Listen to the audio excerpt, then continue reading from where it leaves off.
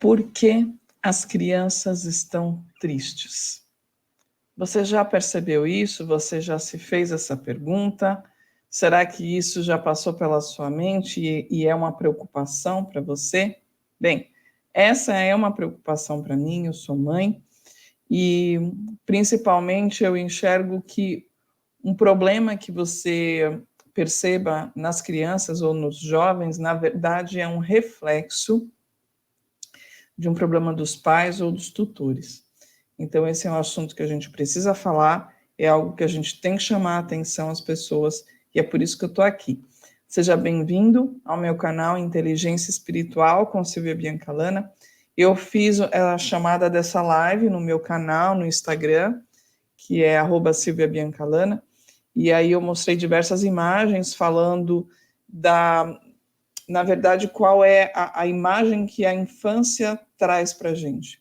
Para mim, a infância é sempre um período de alegria, um período de despreocupação, né? Mas o que eu tenho percebido, e várias pessoas que conversam comigo, é que a infância está diferente, as crianças estão diferentes, as crianças estão mais tristes e mais doentes. E é isso que eu quero falar com vocês, eu quero abordar com vocês. Então, sejam bem-vindos ao meu canal. Eu vou começar aqui com a apresentação. Essa pode parecer uma pergunta corriqueira, quando você vê aquela criança um pouco séria, ou com um olhar perdido no vazio, aí você chega e faz essa pergunta: por que você está triste? Mas, se você for ver, não é um comportamento normal de uma criança ter um intenso vazio, um intenso sentimento de tristeza. A criança ficar quietinha, ok, de vez em quando, normal, pode estar cansada ou pensativa nas coisas do dia dela, né? Mas eu estou falando de algo mais profundo. Não é uma tristeza comum o que a gente tem percebido em muitos jovens. O meu exercício de reflexão hoje com vocês vai além desse estado comum de quietude de uma criança. Porque, pelo menos na minha concepção de mundo, um dos maiores símbolos de alegria, de diversão, é a infância. É a fase de ser criança e não ter com que se preocupar, não ter grandes trabalhos para fazer, afinal de contas, criança não paga boleto. Então, com o que essa criança vai se estressar? Né? Se não for um estresse comum, se não for aquele nervoso comum de criança que discute com outra e tudo mais. Eu já vi muitas pessoas argumentando que uma grande onda de tristeza e pesar tomou conta do mundo a partir do período da pandemia. E sobre isso eu concordo em parte.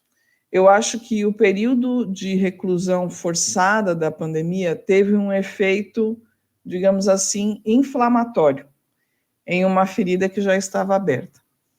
As pessoas não se tornaram mais tristes após a pandemia, mas esse pesar, essa tristeza foi evidenciada, foi exposto mais dramaticamente quando submetidas à pressão, quando as pessoas estavam sem nenhuma válvula de escape. Na verdade, mesmo antes do período de reclusão, as pessoas já estavam abaladas emocionalmente. E os compromissos sociais, o que eu acredito que muita gente percebeu isso, os compromissos sociais, eles ajudavam a camuflar essa verdade que incomoda a gente, de que quase toda uma geração de pais não tem uma base firme no quesito emocional, espiritual, e as suas fundações, na verdade, elas estão fincadas numa areia fofa, igual a areia da praia, né? Isso é algo para a gente prestar muita atenção. Qualquer adulto sabe que crianças são como esponjas. Elas absorvem tudo o que vem, elas literalmente espelham o ambiente em que vivem, espelham os seus genitores ou tutores. É lógico que dói muito a gente tocar nesse assunto, e tocar nessa ferida, e encarar que esses pequenos espelhos ambulantes estão sempre refletindo a gente, estão sempre mostrando a gente. Isso pode ser algo meio difícil da gente encarar, sabe? Aí, olha só uma coisa, na última sexta-feira, hoje eu estou gravando num domingo, na última sexta-feira agora, dia 20 de setembro de 2024, de manhã eu fui levar a minha filha na escola e aconteceu uma coisa comigo que me chamou muita atenção e que me motivou a montar essa aula para passar para vocês. Nessa experiência me chamou muita atenção quando eu fui levar minha filha na escola. Eu parei o carro do outro lado da rua e fiquei esperando que ela entrasse pelo portão do pátio. Eu sempre faço isso, né? Mãe coruja fica assim, fica lá esperando ela entrar. Mas então eu ouvi um som alto de um homem falando ao microfone. Inclusive, até fiquei procurando se era alguma manifestação de sindicato, essas coisas, né? Mas não era nada disso. O que eu percebi, o que eu vi, é que um dos monitores de segurança do pátio, do pessoal que recepciona os alunos e faz a segurança dos jovens, né? Ele falava algumas coisas que me chamaram muita atenção e me deixaram preocupada. E o que ele falava, eu coloquei aqui na tela. Falava assim: você é importante. Você tem valor. Aí ele falava assim: se você tem sentido uma tristeza muito grande, um vazio muito grande, saiba que você não está sozinho. E a outra frase que ele falava era assim: nós valorizamos você. Você é muito importante para nós.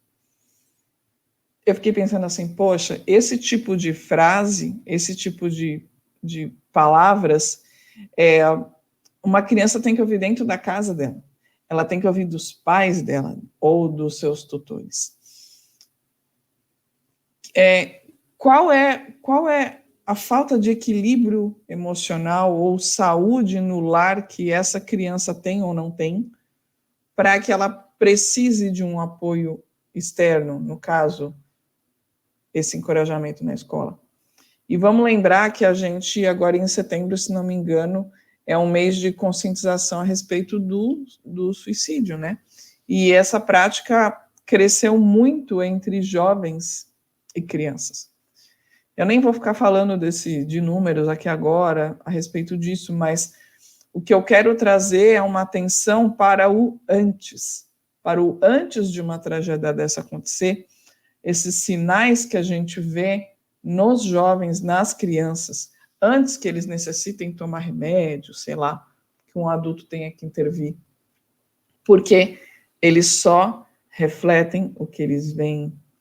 Eles são esponjas. Eles aplicam, eles replicam o que eles recebem. A gente tem que prestar muita atenção nisso. Todo mundo sabe que a adolescência costuma ser um período complicado, não só com um monte de mudanças no corpo, hormônios e tal, mas eu não estou falando dessas mudanças, não se trata disso. Sentimentos como tristeza profunda e vazio são sinais de que algo muito sério está acontecendo. É como eu falei, nenhum jovem ou criança sabe o que fazer da própria vida, é óbvio isso. Eles sempre vão recorrer aos seus pais e seus tutores.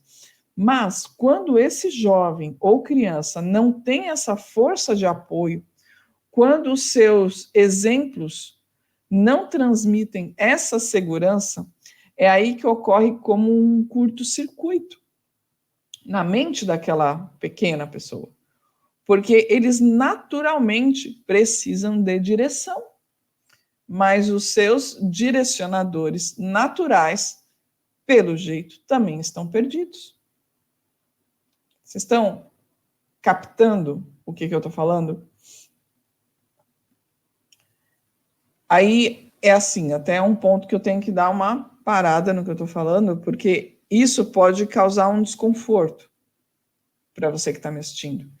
Se esse assunto está te entristecendo, te causando desconforto, eu vou falar para você esperar mais um pouquinho, porque não está tudo perdido.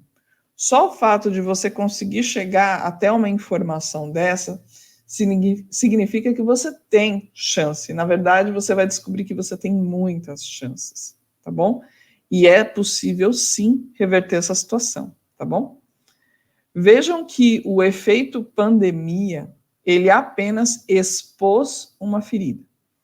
Foram eliminadas as fugas dos conflitos domésticos, dos casamentos desgastados, do excesso de telas, da negligência dos pais em corrigir os erros dos filhos, das mães sobrecarregadas, dos pais cegos pelo trabalho e afastados da família, ou vice-versa, porque eu não quero aqui cravar grandes padrões, sabe? Porque as dinâmicas familiares podem variar bastante, né? Às vezes é a mãe que tem um trabalho que exige mais da presença dela e ela fica mais ausente de casa. Então, não estou cravando um padrão aqui, mas para vocês entenderem das ausências, né?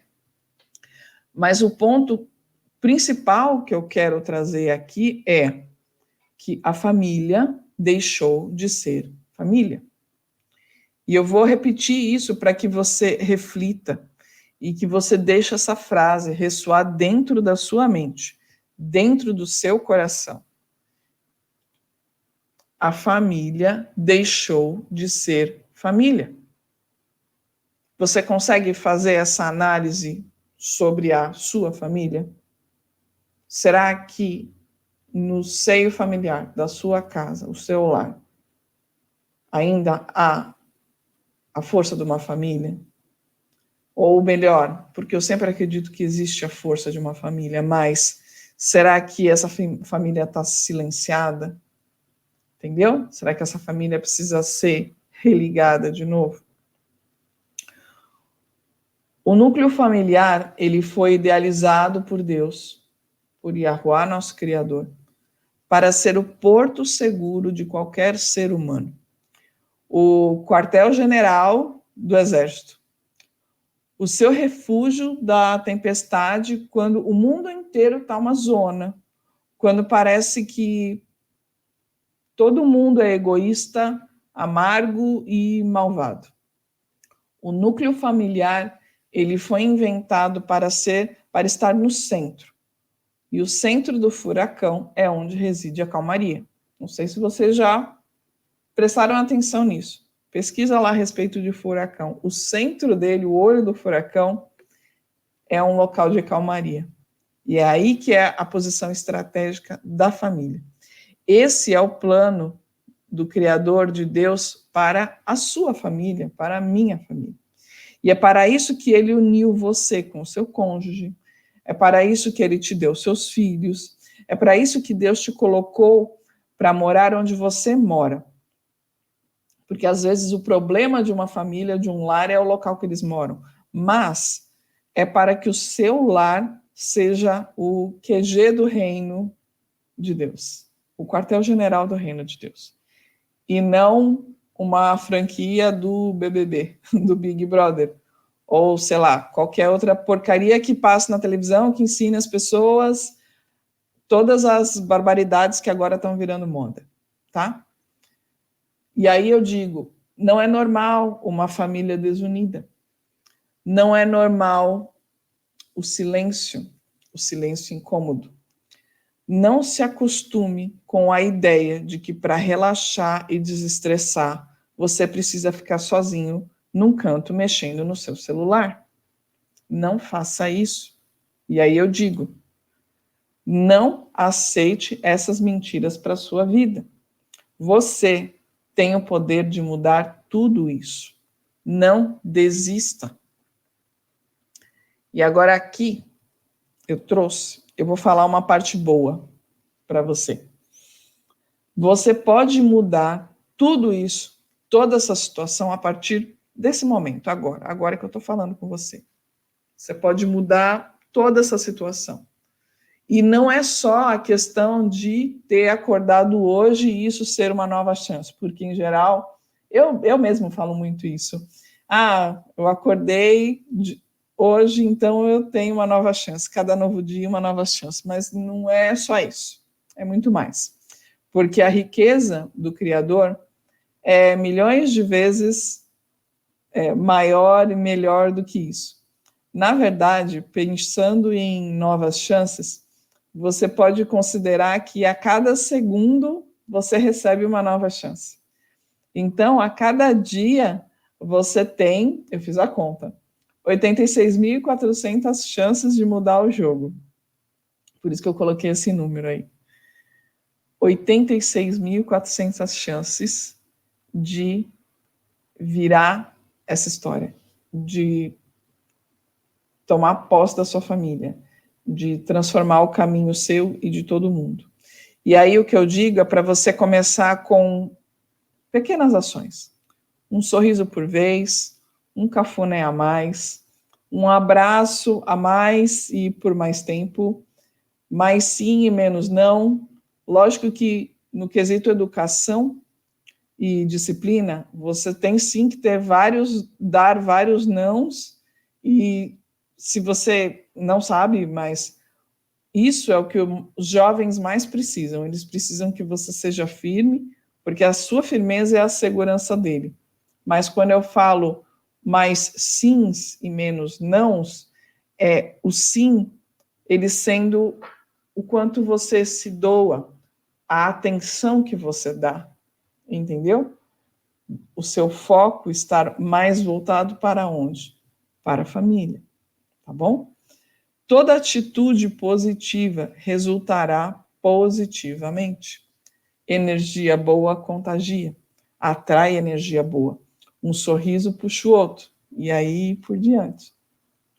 E se você conseguiu identificar que as fundações que eu falei do seu quartel-general, se você conseguir perceber que essas fundações estão afundadas na areia, eu quero te relembrar que você ainda tem tempo.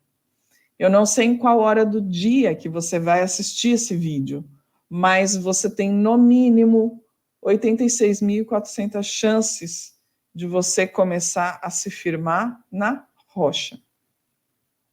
Pois é. Deixa eu ver para o próximo aqui. E uma coisa que eu quero trazer para vocês é que vocês absorvam essas palavras que eu vou ler agora. Lógico que nós temos várias passagens nas escrituras que falam a respeito da disciplina dos filhos, da educação dos filhos, de você direcioná-los e tudo mais, mas eu quero que você ouça e absorva essas palavras.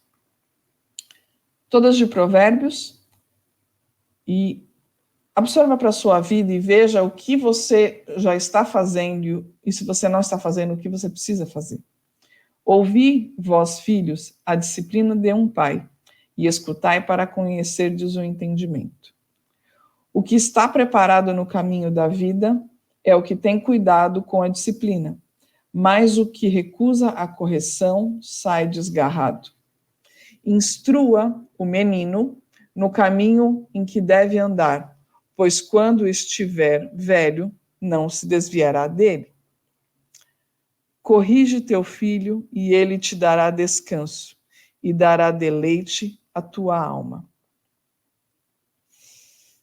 Veja só, você aí que está me assistindo, que é pai, mãe ou tutor de algum jovem, você pode olhar essas palavras e aí te bate uma insegurança do tipo assim, e se eu não tenho preparo para conduzir esse jovem, essa criança? Porque você precisa ensiná-lo, mas talvez nem você saiba como fazer isso. E olha que isso é mais comum do que você imagina. E isso é porque você precisa aprender primeiro e você precisa se curar primeiro para que você possa ajudá-los. E nesse ponto, além do vídeo que eu estou fazendo, além dos materiais que eu ponho aqui no YouTube, nisso eu posso te ajudar.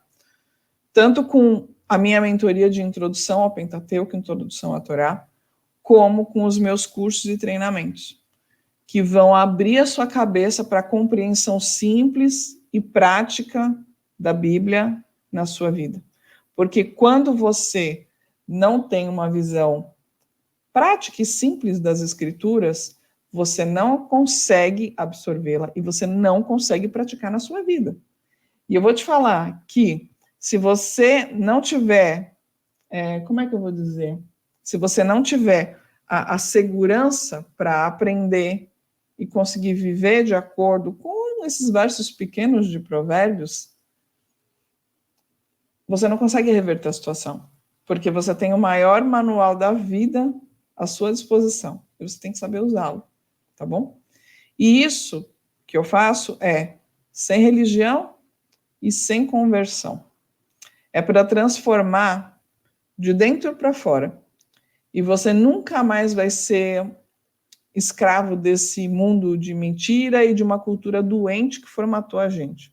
Porque nós vivemos uma cultura doente, sim. Cada dia está pior. Eu tenho o meu portal de conteúdo que se chama O Caminho do Discípulo. E lá dentro desse portal de conteúdo eu tenho áreas de treinamento para as mulheres, eu tenho a mentoria de introdução ao Pentateuco, eu tenho um curso de investigação bíblica, e eu tenho uma outra área de treinamento que aborda várias práticas espirituais que, em geral, são armadilhas para os cristãos, né? Então, eu explico, eu mostro, para que você tenha ferramentas, para que você tenha conhecimento para não cair nessas armadilhas. Tudo com base bíblica, tudo com embasamento bíblico, tá?